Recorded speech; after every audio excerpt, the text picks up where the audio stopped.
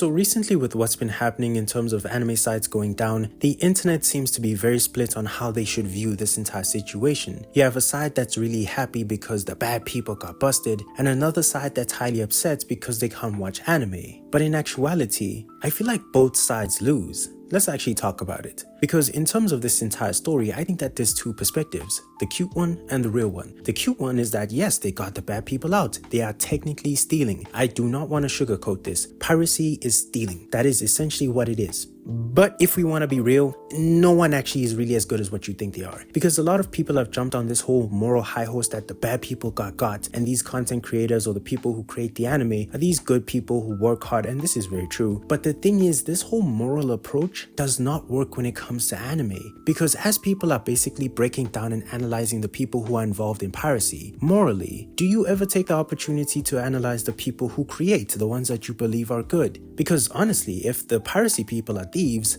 then the people involved in anime are liars. Because morality doesn't really apply when it comes to business. A lot of the decisions that come with anime and the main issue that has resulted in piracy, which is accessibility, is usually affected because of badly morally decided decisions. And what I mean by this is that whichever makes the most money will be picked. And as such, a lot of anime companies or just corporations could make deals to make anime more accessible for you and me, but they choose the one that gives them the most money.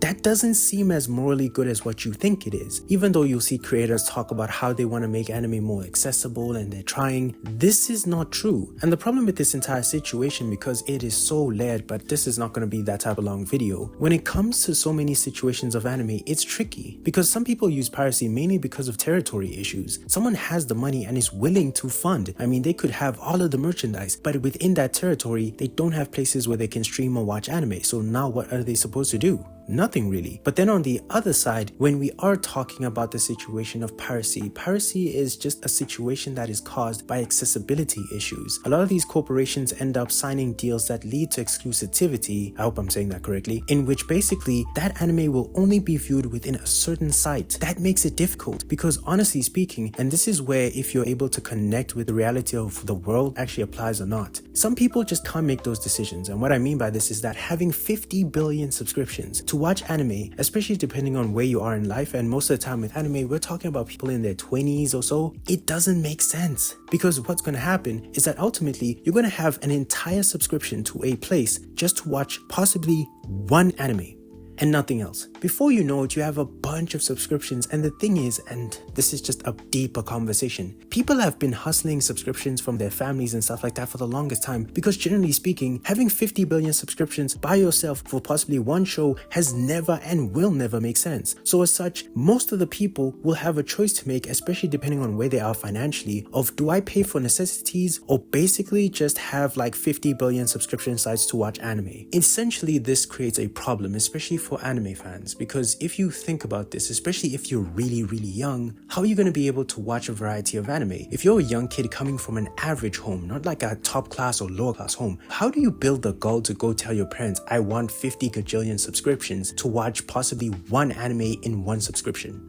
That's not going to happen. And as such, they will not do that. And ultimately, you know, like how we like to make jokes about how people just only watch mainstream anime? You will genuinely have a excuse of saying that this is all I could afford. And that will actually be a real thing. But also, you're killing the opportunity for people to experiment. So many of us have watched anime and dropped them. You're kind of killing the ability of someone to take a chance on an anime because they feel like they need to make the right decision because money's on the line every single time. Piracy overall has a purpose because it's something that was created because of a way bigger issue than what piracy is: accessibility. People love and care about anime, and if people genuinely could, they would support anime. In fact, a lot of people try their best to try and make up for it. This entire situation just shows that people are really insensitive to a lot of the things that happen in the world because you're going to judge someone as if they're these evil, bad people for using piracy. Meantime, you don't understand what they're going through or what's happening. The thing about this entire situation is that it just reveals people just want to add morals into something that doesn't use morals. Anime is a business. The fans are a business. Even yourself, your support, everything that you do is viewed as a business. You are cheap marketing. You go on social media, you talk about these anime, and also to keep it a buck with you, when they want to go get conventions or want to like shoot up certain marketability things like advertise themselves, their relevancy matters. So they will check the analytics of who's interested in this anime. How supported is it? How loved is it? This is made by the fans, not them. So in a sense, you help them make more money. Kind of can look at the situation, and that's kind of how piracy used to be viewed as. In a sense, it's an underhanded deal. Yes, you are doing something illegal, but in exchange, they are gaining something, a fan. A fan can result in many things, and those things can help an anime further itself. Whether it's support through merchandise, support through just being relevant within the internet or conversations, many other things as well. But even on an emotional level, you go to a convention, you tell the creator you love their work, you hug them, they cry, you